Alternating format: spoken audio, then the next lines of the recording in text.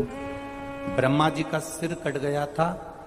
काल भैरव को भगवान शंकर ने प्रकट कर दिया था और काल भैरव ने जाकर ब्रह्मा जी को अपने हाथ की उंगली का नख तोड़कर उनका शीश काट दिया था। काल भैरव, जब काल भैरव ने शीश काट दिया, शीश कट गया, भैरव काल भैरव का आदर सम्मान सत्कार सभी देवताओं ने किया। भैरव क्षेत्र का देवता होता है। 64 तरह के भैरव होते हैं। कितने तरह के? 64। 64 तरह के भैरव होते हैं और 64 तरह के भैरव, जितने भैरव होते हैं उतनी भैरवी होती है, क्योंकि शिव के साथ शक्ति जरूरी है, भैरव के साथ भैरवी जरूरी है, क्योंकि भैरव शंकर भगवान का एक अंश रूप है, क्योंकि शिव ने उसको प्रकट करा। हाँ, दुनिया के लोग भले भैरव जी को बदनाम करने में लगे, ये तो शुरू से चला आ रहा। भैरव जी को कोई बीड़ी पिला देता है, कोई सिगरेट पिला देता है, कोई कह देता है कि भैरव बाबा को तो बीड़ी दे दो, भैरव बाबा को तो सिगरेट दे दो। ये ढोंग और प्रपंच मेरे शंकर की कथा में नहीं है।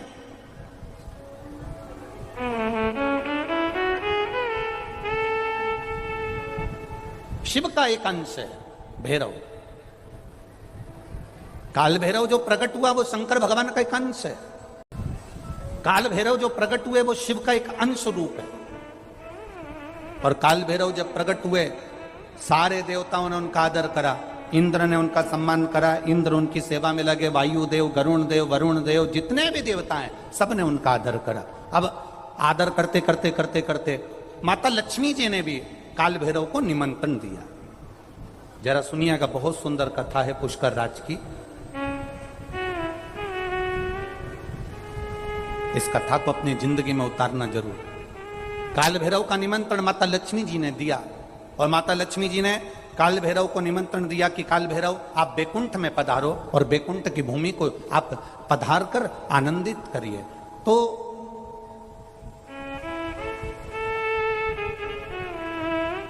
काल भैरव का काम क्या है?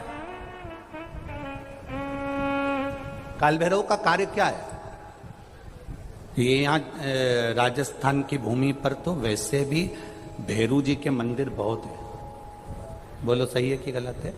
और पूरी दुनिया में जितनी भी, पूरी भारत की भूमि पर दुनिया के लोग कहीं पर भी लें, कहीं पर भी रहें, पर भैरू पूजने के लिए हमारे राजस्थान में आते जरूर हैं। भले वो कभी भी आए, पर राजस्थान में आकर भैरू पूज कर जाते ही। भैरव का काम क्या है? शंकर भगवान ने क्या केवल एक ब्रह्मा जी का सिर काटने के लिए काल भैरव को प्रकट करा? केवल एक कार्य के लिए ब्रह्मा जी ने, भगवान शिव जी ने काल भैरव को प्रकट करा? केवल एक काम के लिए? नहीं। मेरा भोलेनाथ एक कार्य के लिए काल भैरव को कभी प्रकट नहीं कर सकता, क्योंकि मेरे भोलेनाथ ने जब जब जो काम किया है वो संपूर्ण ब्रह्मांड के कल्याण के लिए किया है। इसलिए ब्रह्मा के सिर काटने के लिए, अकेले केवल ब्रह्मा का सिर काटने के लिए भगवान काल भैरव को प्रकट नहीं कर सकते।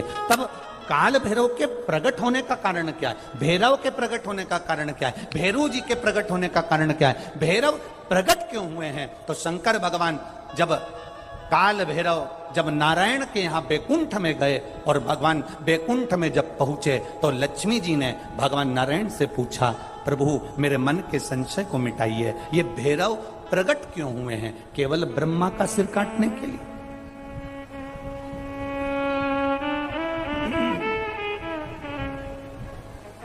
क्या ये ब्रह्मा जी का सिर काटने के लिए प्रकट हुए? आखिर भैरव प्रकट क्यों हुए? केवल एक ब्रह्मा का सिर काटने के लिए? भगवान विष्णु ने कहा नहीं, केवल ब्रह्मा का सिर काटने के लिए काल भैरव नहीं प्रकटे। लक्ष्मी सुनो, आज मैं तुम्हें सुनाता हूं काल भैरव भगवान शंकर ने क्यों प्रकट करा, उसका कारण केवल एक है। जब देवाधिदेव महादेव अपने नेत्र बंद कर कर बैठ जाते हैं और समाधि में लीन हो जाते हैं, साधना में लीन हो जाते हैं, तब काल भैरव का दायित्व बढ़ जाता है। भैरव का दायित्व बढ़ जाता है। और भैरव का क्या दायित्व बढ़ता है? तो सुनो लक्ष्मी, भैरव का दायित्व यह बढ़ जाता है कि जो शंकर के शिवालय में पहुंचता है, जो शंकर के शिवालय में पांव रखता है, जो शंकर के शिवालय में अंदर पहुंचकर शिवालय में अपना चरण रखते रखते रखते रखते देहली से जब अंदर जाता है और शिवालय में शंकर भगवान के शिवलिंग की आराधना करता है, जल चढ़ाता है, शमी पत्र चढ़ाता है, बेल पत्र चढ़ाता है, कमल पुष्प चढ़ाता है, भगवान की श्रृंगार कर कर चंदन अबीर गंध से जो पूजन करता है भगवान की जब वो अंदर प्रवेश करता है, तो भैरव का दायित्व ये हो जाता है कि उसके दुख को भैरव उसी समय पर भक्षण कर लेता है और उसको सुख देकर भेज देता है। यह भैरव का। तो लक्ष्मी जी के मन में एक प्रश्न खड़ा हो गया, शिव जी के मंदिर में तो कहीं भैरव का दर्शन ही नहीं होता। आपके यहां पर शंकर जी के मंदिर हैं, आपको भैरव का दर्शन हुआ है कहीं? शिव जी के मंदिर में भैरव का दर्शन होता ही नहीं है। तो फिर शंकर भगवान के मंदिर में जब भैरव का दर्शन नहीं होता, शंकर भगवान के मंदिर में जब भैरव दिखता नहीं है, तो हमारे दुख का भक्षण, हमारे दुख को कैसे वो खा जाता है, हमारे दुख को कैसे वो समाप्त कर देता है। फिर वो भैरव हमें दिखता तो है ही नहीं, आखिर फिर वो भैरव गया था, वो भैरव किस जगह पर है? भगवान नारायण ने लक्ष्मी से कहा, सुनो लक्ष्मी, भगवान शंकर के दरवाजे के दो द्वारपाल हैं, मणिभद्र वीरभद्र। दरवाजे के, भगवान शंकर के दरवाजे के दो द्वारपाल हैं। और सुनो लक्ष्मी, वो दो द्वारपाल भगवान शंकर के दरवाजे के हैं। भैरव को शंकर भगवान ने अपनी ऊपर की चौखट का मध्य भाग काल भैरव को दिया है। जिस समय भक्त भगवान को एक लोटा जल चढ़ाने के लिए मंदिर में गर्भगृह में प्रवेश करता है, जिस समय एक लोटा जल चढ़ाने के लिए भक्त शंकर का ओघड़ी का भक्त जब मंदिर के अंदर शिवालय में प्रवेश करता है, तो वो चौखट की जो छाया होती है वो भक्त के सिर पर पड़ती है। जब वो जल लेकर अंदर प्रवेश करता है, उसके जीवन में जो दुख होता है वो काल भैरव ऊपर की ऊपर खींच लेता है और उसको भक्ष कर जाता है। ये भैरव का तत्व है।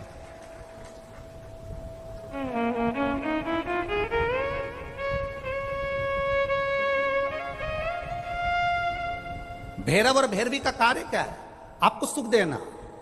भैरव और भैरवी का कार्य क्या है? आपके भीतर यदि अहंकार आ गया, आपके भीतर यदि अभिमान आ गया, आपके भीतर यदि अभिमत्ता आ गई, आपके भीतर यदि कपट आ गया, आपके भीतर यदि बेईमानी आ गई, आपके भीतर यदि प्रपंच आ गया, आपके भीतर यदि काम, वासना, आसक्ति, तृष्णा, लोभ समाहित हो गया, तो भैरव और भैरवी इसको खींच लेते हैं। ये शरीर के अंदर एक तरंग के रूप में प्रवेश कर खींच लेते हैं, भैरव और भैरवी।